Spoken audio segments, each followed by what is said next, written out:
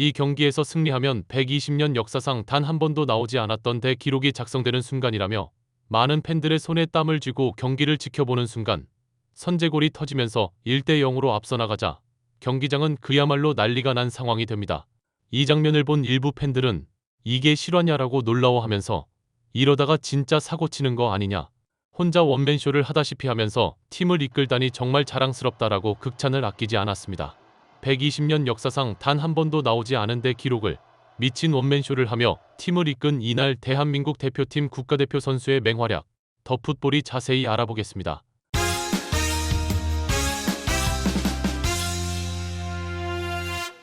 이재성이 소속팀 마인츠 5의 120년 창단 역사상 전례가 없는 대기록을, 그것도 혼자 원맨쇼를 하다시피 하며 팀의 승리를 이끌어 독일 현지 마인츠 팬들은 난리가 난 상황입니다.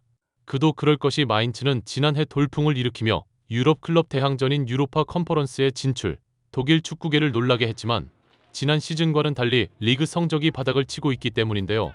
일부 전문가들은 마인츠는 긴 역사상 대부분의 시간을 3부 리그에서 보냈고 팀의 경기력이 좋으면 3부 리그에서 우승한 뒤 2부 리그에 올라오던 팀이라고 말하면서 2부에서 승격해 1부 리그로 오더라도 리그의 수준 차이 때문에 1부 리그에서 주로 중하위에 머물던 팀이라고 말했습니다.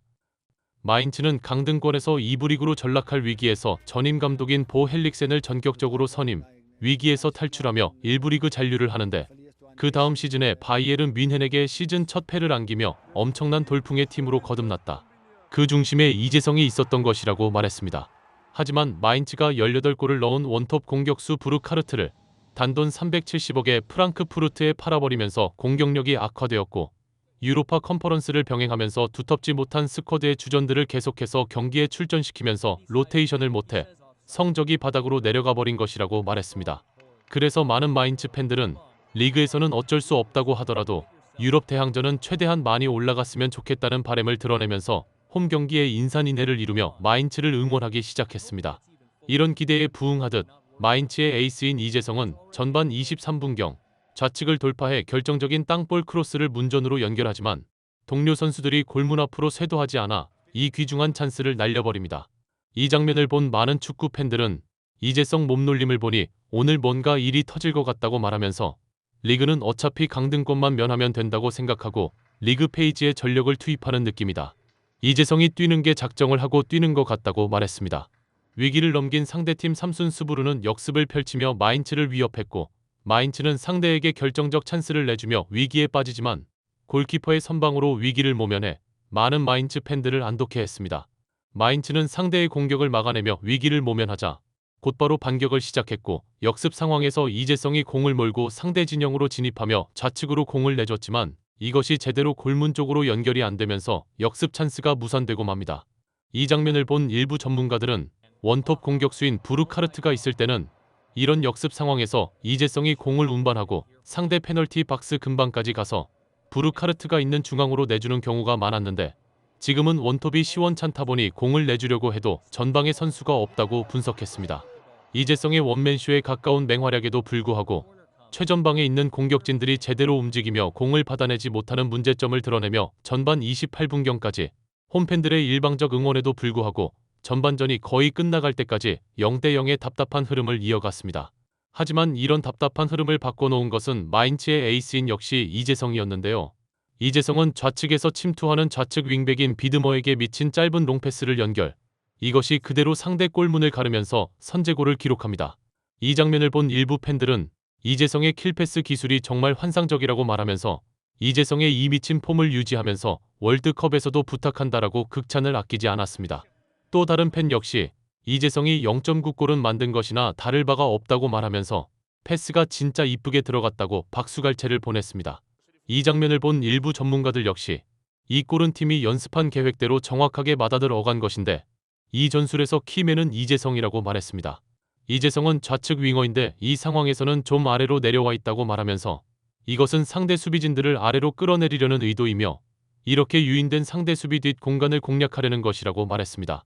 이재성과 동료가 상대 수비를 유인하자 좌측 윙백인 비드머는 상대 수비 뒷 공간으로 스타트를 끊는다고 말하면서 이재성은 비드머가 뛰는 속도와 거리를 정확하게 계산해 공을 살짝 띄워서 패스를 하는데 이게 정말 지능적인 패스라고 말했습니다.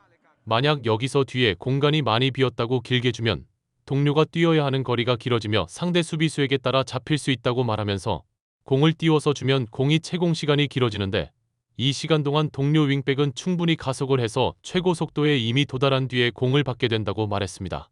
뒤에 따라오는 수비수가 그래서 따라오지 못하는 것이라고 말하면서 이 패스를 누가 하느냐에 따라 이 전술이 성공을 하느냐 못하느냐의 성패를 좌우하는 것인데 이재성이 팽팽한 0대0 상황을 뒤집는 환상적인 선제골을 만들어내며 팀의 에이스다운 면모를 보였다고 말했습니다. 이 장면을 본 마인츠 홈팬들은 열광하면서 이재성의 이름을 연호했고 상대팀은 전반전이 거의 끝나갈 무렵 선제골을 얻어맞으면서 고개를 숙이고 말았습니다.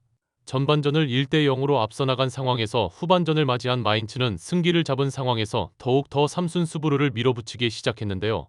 많은 축구 팬들은 후반전에 추가골이 빠른 시간 안에 나오지 않는다면 승부는 어떻게 될지 알 수가 없을 것이라고 말하면서 만약 추가골이 나온다면 홈에서 2대0이 되면서 사실상 승부가 결정나는 것이다. 그렇게 된다면 마인츠 창단 120년 역사상 단 한 번도 진출한 적이 없는 유럽 대항전 16강에 직행하게 되는 정말 믿을 수 없는 순간이 되는 것이라고 흥분했습니다.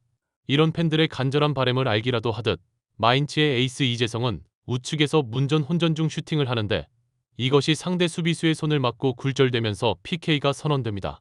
이 장면을 본 많은 축구 팬들은 이재성이 1도움 1PK라니 진짜 완전 미친 원맨쇼라고 이재성 월드컵 때 진짜 사고 한번 내줬으면 좋겠다고 극찬을 아끼지 않았습니다.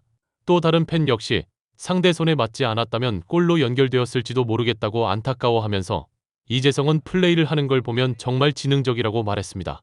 이재성이 얻어낸 천금 같은 PK를 나딤 아미리가 차넣어 스코어는 2대0이 되었고 이 골로 사실상 경기는 끝난 것이나 다름이 없었는데요. 마인츠는 이재성의 원맨쇼로 얻어낸 두 골을 잘 지켜 2대0으로 승리하며 마인츠 구단 창단 역사상 전례가 없는 기적을 만들어내었고 많은 마인츠 홈팬들은 경기가 끝난 뒤에도 선수들을 응원하면서 말 그대로 경기장은 난리가 나버립니다. 일부 전문가들은 마인츠는 1905년에 창단해 올해로 120주년을 맞이하는 팀이라고 말하면서 마인츠가 유럽 클럽 대항전에 9년 만에 출전한 것도 모자라 16강 토너먼트를 간 것 구단 클럽 창단 120년 역사상 최초이며 전례가 없는 일이라고 말했습니다. 많은 축구 팬들은 마인츠가 유럽 대항전 16강 토너먼트를 나간 적이 구단 클럽 120년 역사상 단 한 번도 없었다는 게 실화냐라고 말하면서 이재성이 이 경기에서 1도움 1PK를 만들며 팀을 이끌고 승리를 만들어내다니 정말 자랑스럽다. 홍명보가 감독인 게 가장 큰 걸림돌이지만 월드컵 때 손흥민과 함께 이재성이 상대팀을 융단 폭격하는데 앞장섰으면 좋겠다는 바람을 드러내 많은 팬들의 고개를 끄덕이게 했습니다. 구독, 좋아요, 좋은 댓글은 불타는 제작 열정을 더욱 불타오르게 합니다. 시청해주셔서 감사합니다. 이상 더 풋볼이었습니다.